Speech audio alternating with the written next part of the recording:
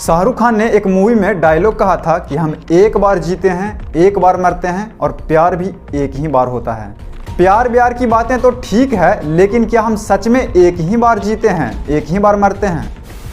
अगर हम आपसे ये बात कहें कि इंडिया में एक ऐसी लेडी है जिसका पुनर्जन्म हुआ था, तो क्या आप इस बात पर विश्वास करेंगे? बस इतना ही नहीं, बल्कि father of nation Mahatma Gandhi ji ने भी पब्लिकली ये एडमिट किया था कि ये पुनर्जन्म की कहानी बिल्कुल सच है। क्या आप इस कहानी को और डीपली जानना चाहते हैं? तो watch this video till the end, क्योंकि अंत में एक ऐसा फैक्ट बताने वाला हूं जिसे सुनकर आप पूरी तरह से शॉक हो जाओगे।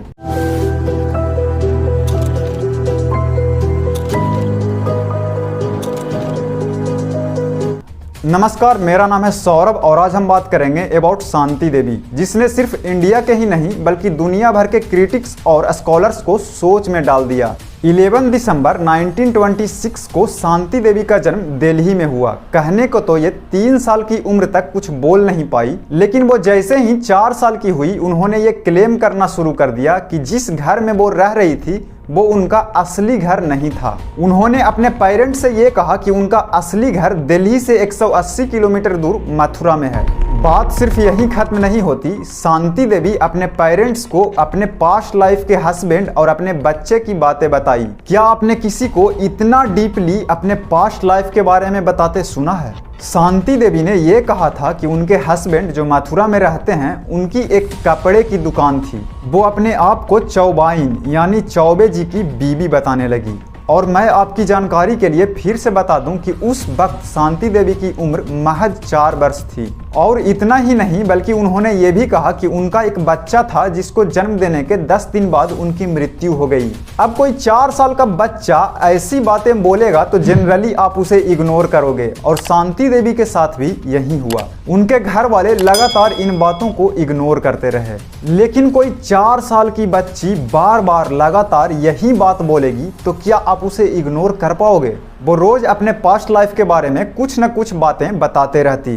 तो कभी खाना खाने वक्त कहती कि हमारे मथुरा वाले घर में अलग तरह के स्वीट्स बनते थे, तो कभी उनकी मम्मी उन्हें ड्रेस पहनाती तो वो अपने पास्ट लाइफ के फेवरेट ड्रेस की बातें बताती। इतना ही नहीं, बल्कि उन्होंने अपने हस्बैंड के 3 यूनिक फीचर्स भी बताई। वो कहती कि उनके पास्ट लाइफ के हस्बैंड फेयर थे और उनके लेफ्ट गाल पे एक बड़ा सा स्पॉट था और वो चश्मा पहनते थे। ये सब शायद कोइंसिडेंस हो सकता है, लेकिन उन्होंने जो आगे कहा वो और भी कन्विंसिंग था। उन्होंने कहा कि उनके पास्ट लाइफ हस्बैंड के एक कपड़े की दुकान है द्वारिकाधीश मंदिर के सामने। करीब 2 सालों से वो ऐसी बातें कर रही थी जिसने उनके पेरेंट्स को चिंता में डाल दिया। जब उन्होंने स्कूल जाना शुरू किया तो वे टीचर्स को भी ऐसी ही बातें बताती थी। यही कारण था कि टीचर्स और हेडमास्टर भी कंफ्यूज थे कि एक महज 6 साल की बच्ची इतनी डिटेल और स्पेसिफिक इवेंट के बारे में कैसे बता सकती है। और चूंकि शांति देवी अपने बचपन के दिनों से ही ऐसी बातें क्लेम करती थी, तो उनके हेडमास्टर ने सोचा कि वो मथुरा जाकर इसका सच पता करेंगे।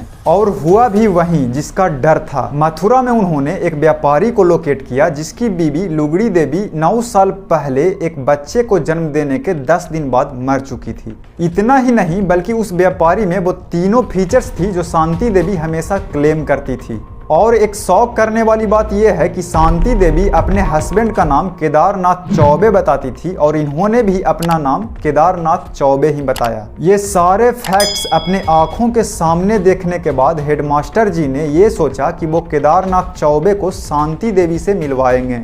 लेकिन इसमें भी एक छोटा सा ट्विस्ट था। केदारनाथ चौबे अपने बड़े भाई के रूप में उनसे मिलने गए, लेकिन हमारी शांति देवी भी किसी से कम नहीं। उन्होंने सिर्फ केदारनाथ चौबे को ही नहीं बल्कि उनके साथ आए बेटे को भी पहचान लिया। अपने पास्ट लाइफ के हस्बैंड और बेटे से मिलने के बाद शांति देवी ने अपने चाइल्ड बर्थ से डेथ तक की सारी बातें बताई। ये सारी बातें सुनकर सभी लोग शॉक हो चुके थे कि एक छोटी सी बच्ची इतनी डीपली डिटेल्स कैसे बता सकती है।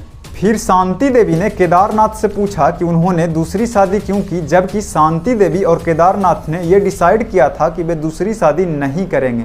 ये बात सुनने के बाद केदारनाथ बाज श्योर कि शांति देवी ही उनकी लेट वाइफ लुगड़ी देवी हैं। अब शांति देवी की स्टोरी इतनी फेमस हो रही थी कि मीडिया और कई सारे रिसर्चर्स इसको कवर करना चाहते थे। ये न्यूज उस वक्त आग जैसे फैलने लगी और उस वक्त महात्मा गांधी के कानों पर भी पड़ी। बाकी लोगों की तरह even Gandhi ji got curious to meet this lady. वो शांति देवी से मिले और मिलने के बाद उन्होंने 15 लोगों की एक कमेटी बनाई टू रिसर्च दिस पुनर्जन्म की कहानी। इन 15 लोगों की कमेटी में नेशनल लीडर, मीडिया पीपुल्स और काफी इन्फ्लुएंसर लोग भी थे। अब ये नेशनल न्यूज बन चुकी थी और पूरे देश की नज़र इस खबर पर थी। 15 नवंबर 1935 जब 15 लोगों की कमेटी शांति देवी के साथ मथुरा पहुंची। स्टेशन पर उतरते ही शांति देवी ने एक अनजान आदमी को तुरंत पहचान लिया और कहा कि वो उनके जेठ जी हैं। Everybody in committee was surprised क्योंकि वो सच में केदारनाथ के बड़े भाई बाबूलाल चौबे थे।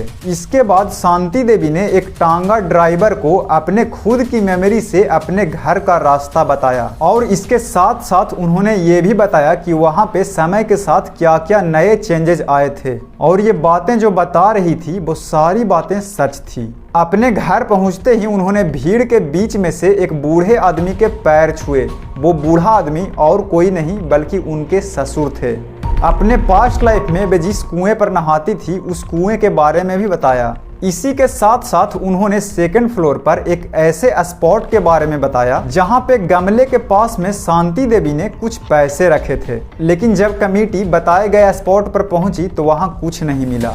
ये देखकर शांति देवी एकदम बिल्कुल शॉक हो चुकी थी क्योंकि उन्हें यकीन था कि पैसे उन्होंने वहीं पे रखे थे। और तभी केदारनाथ चौबे जी ने यह कन्फेस किया कि उन्होंने लुगड़ी देवी की मौत के बाद वहां से सारे पैसे निकाल लिए थे। ऐसे शॉकिंग इवेंट्स को अपनी आंखों से विटनेस करने के बाद 15 लोगों की कमेटी ने आखिरकार कंक्लूड किया कि शांति देवी ही लुगड़ी देवी की पुनर्जन्म हैं। इस कमेटी की रिपोर्ट पब्लिश होने के बाद इस कहानी को दुनिया भर का अटेंशन मिलने लगा। कई पैरासाइकोलॉजिस्ट और स्कॉलर्स इस पर स्टडी करने लगे। ऐसे ही एक रिसर्चर यान Stevenson who is one of the most leading authority of री इनकारनेशन ने कहा कि शांति देवी की कहानी बिल्कुल सच है और इतने डिटेल्स में इन बातों को बताना इट्स नेक्स्ट टू इम्पॉसिबल और आज तक ऐसा किसी ने नहीं किया था। आपकी जानकारी के लिए मैं बता दूं कि यान स्टीवेंसन अब तक के दुनिया के सबसे प्रभावकारी साइकाट्रिस्ट में से एक हैं। शांति देवी ने जीवन भर शादी नहीं की और केदारनाथ चौबे को ही अपनी पति मानती रही। उन्होंने लगातार जीवन भर इंटरव्यू दिए और सैकड़ों रिसर्चर्स से मिली। उन पे कितनी ही भाषा में किताबें लिखी गई। उनके कहानी के ऊपर आज भी दुनिया के कई देशों में स्टडीज होती है। उन्होंने अपनी अंतिम इंटरव्यू अपनी डेथ के 4 दिन पहले 27 दिसंबर 1987 को दिया था। उनकी अंतिम इंटरव्यू स्वीडन के स्वीडिश भाषा में 1994 में छपी थी, जो आगे चलकर 1998 में इंग्लिश में पूरी दुनिया भर में पब्लिश हुई। तो ये थी शांति देवी की पुनर्जन्म की कहानी। ऐसी कई पुनर्जन्म की कहानियां आज भी एग्जिस्ट करती हैं, जैसे Sunny of USA, Majnu of India, Marta of Brazil. अगर आपको इनके ऊपर भी वीडियो चाहिए तो नीचे कमेंट कीजिए। और अगर आपको शांति देवी के बारे में और डीपली डिटेल पढ़नी है तो there is a link in description box. Subscribe the channel for more content और शेयर और लाइक करना मत भूलिए। तो मिलते हैं नेक्स्ट वीडियो में, तब तक के लिए अपना ख्याल रखिए। जय हिंद, वंदे मातरम।